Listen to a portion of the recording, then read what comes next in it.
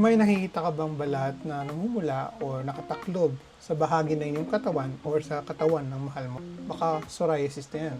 Maraming maling akala tungkol sa psoriasis.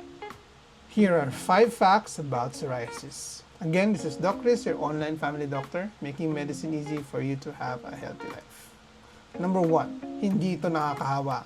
Ito ang pangkaraniwang stigma sa mga pasyenteng may psoriasis. Naiisip ng mga tao na pwede kang mahawa sa psoriasis. Hindi naman ito isang uri ng sakit na nakukuha dahil sa bacteria, sa virus, or any parasite at all. Madalas kasi ang mga tao, kung nakikita nila ang pasyenteng may psoriasis, lumalayo sila. Hindi dapat ikahiya at hindi rin dapat iwasan ang mga pasyenteng may psoriasis.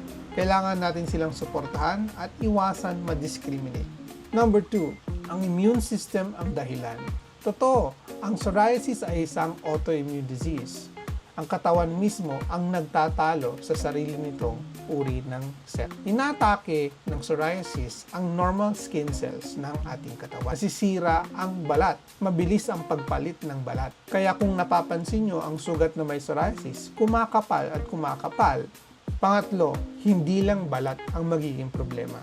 Pwedeng maapektuhan ang joints, ang puso, at ang mentalidad ng isang taong may psoriasis. Pwede rin ito magpalala ng kasukasuhan na tinatawag nating psoriatic arthritis. Mas mataas din ang risk ng sakit sa puso ang mga pasyenteng may psoriasis. Mataas din ang risk ng diabetes at depresyon.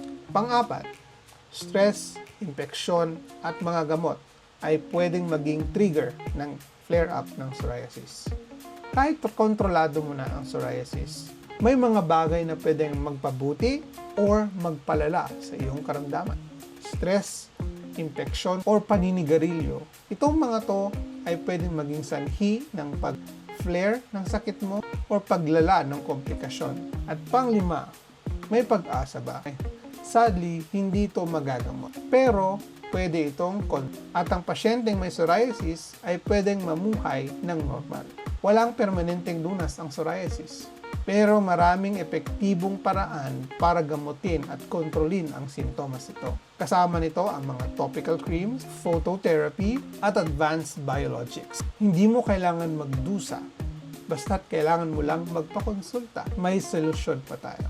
Kung ikaw o ang mahal mo ay may karamdaman kagaya ng psoriasis, magpatingin lang sa doktor. Again, this is Doc Chris, your online family doctor, making medicine easy for you to have a healthy life.